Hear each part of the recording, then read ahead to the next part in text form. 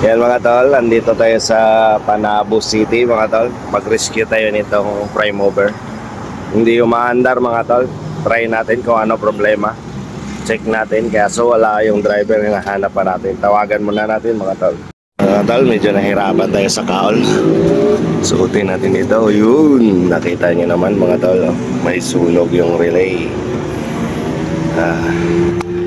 Direct muna natin yung starter mga tol kung wala pang problema. Nakakuha tayo ng positive mula doon sa starter mga tol. Ayan o. Ayan, nag-spark siya mga tol. Don't try this at home mga tol. Kasi only expert knows lang.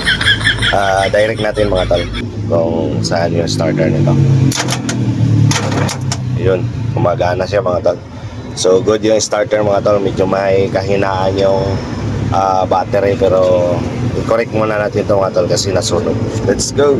Mga tol, tinanggal na lang natin yung starter kasi may problema. Dinirect natin, hindi may problema sa loob mga tol. Tingnan natin. Ito na nga ang tumambad sa atin mga tol. Ayan may problema yung carbon gas. Sumabay yata sa pag-start to mga tol. Ayan. Nasunog na naman yung pel coil mga tol.